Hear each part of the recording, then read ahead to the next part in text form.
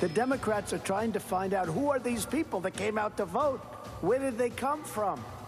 Remember that? Where did they come from? Now they know, but they're not going to the Democrats, who are going so far left that nobody can believe it. Well, recent polls show voters actually may be rallying around the Democrats, particularly in Midwestern states. A hopeful sign for Dems that the so-called blue wave could actually happen this November. Joining me now is Tiffany Cross, co-founder of The Beat DC, Jason Johnson, politics editor at The Root, and writer and commentator Anushay Hossain. Okay, I can't wait to hear what you guys think about this. I have to, though, I'm going to go right in the middle. You're at a disadvantage, one man at the panel right now. We have to talk about Stacey Abrams. Yes. Now that we know who her opponent is going to be. I probably get this question more than any other question about politics. Can she win? Oh, I'm going to get in trouble. Don't get in trouble. You're getting a lot of trouble. Keep it real. It is possible. Right. It is mathematically possible for Stacey Abrams to win in Georgia.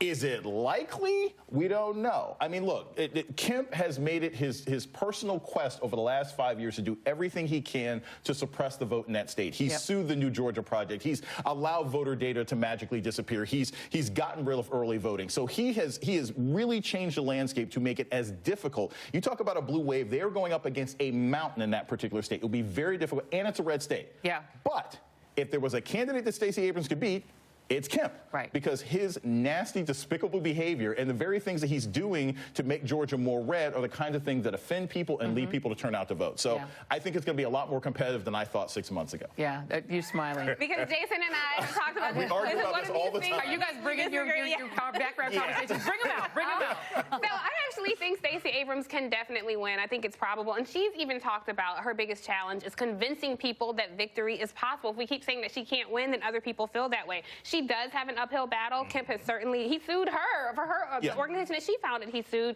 He's had people arrested, interrogated, black activists who were trying to. He was the Attorney General. Yes, Secretary of State and Attorney General. Yes, So I do think she has an uphill battle, but I do think that victory is possible because she has been bold enough to run an authentic campaign as her authentic self. And there are a ton of people of color in Georgia who are looking for a candidate like her to inspire them.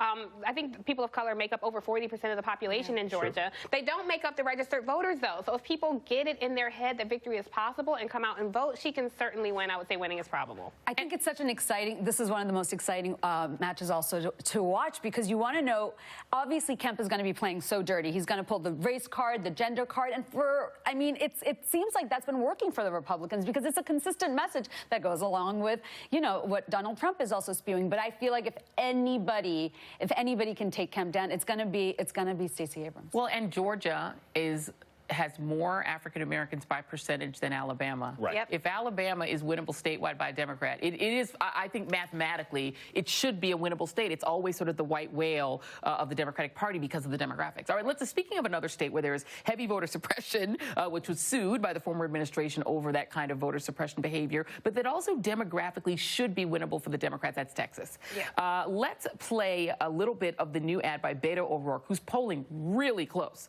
to Rafael Ted Cruz. Here is this ad.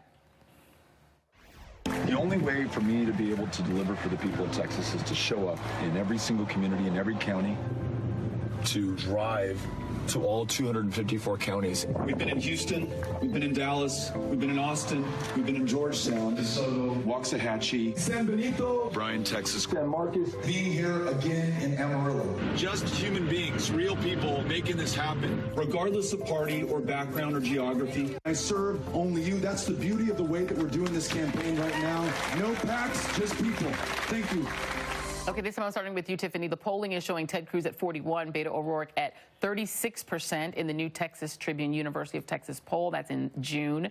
But Ted Cruz suddenly wants to debate Beto 5 times. So that's a sign that he at least is worried. Yeah, right? I agree. Ted Cruz is worried, and he should be. However, I think that Beto's climb is a little more steep than Stacey Abrams. To be honest, in Texas is a different animal. I mean, the Republican governor there, Greg Abbott, enjoys huge support from the people. He's faced a few lawsuits himself, but he is a popular popular governor. He has a Latino wife who comes out in campaigns when necessary. Ted Cruz is Latino himself. So I know a lot of people tend to think people of color in this, one block, but there are actually a lot of conservative Latinos in Texas who do want strong borders, and, they do fall for these identity politics. And if you look at the contrast between Ted Cruz's ad and Beto's ad, like Ted Cruz's first ad that went out on radio, it totally taps into those identity politics. It totally feeds into that dog whistle and feeds on the xenophobia and racism and fear of people in Texas. And unfortunately, I think the citizens there are receptive to that kind of message. It surprises me, I guess, that works. And I'll start with Anushay on this. In a state that is so dependent for its economic growth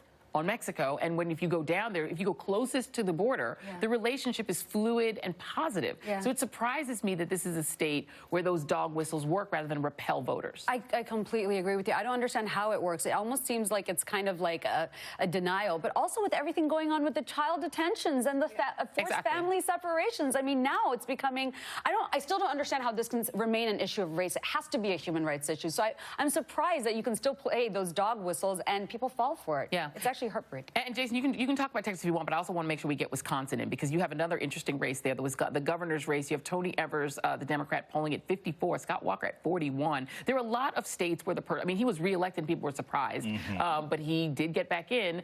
What has changed? Scott's in trouble because the president is unpopular. And that's the biggest thing. I've always said this. Donald Trump can you can shoot people on Fifth Avenue. He remains popular, but he is a millstone around the neck of other Republicans in this country. He has no coattails. And so that's been dragging Scott Walker down. The other thing is this. All of these tariffs, Canada has been specifically targeting Wisconsin and Pennsylvania in their tariffs. They are hitting Wisconsin where it hurts. Scott Walker has been trying to justify that, and a lot of the voters in that state are unhappy. I think third time's a charm. Scott Walker probably gets knocked out. If you go back to Texas, and I think this is also key, earlier this week, I literally had a conversation with one of Ted Cruz pollsters, and they were saying, oh, yeah, we're not going to debate. Now they announce they're having a debate. Their internal polls must be suggesting that he's in danger. That he's in danger. So Larry Sabato, Tiffany, has moved the House. They've moved the House as a tilt toward the Democrats. 17 ratings have been changed in favor of the Democrats. The Democrats this is supposed to be a bad year for them. At least on the Senate side, there are 10 senators that are up in states Trump won. What does the picture look like for 2018 for the Dems? Can they flip the House or the Senate? So I definitely think the House is at play. I think the Senate is going to be a little more challenging. I think it's, I just don't know any, well-funded Democrats out there who are, putting Republicans in danger, to be quite honest.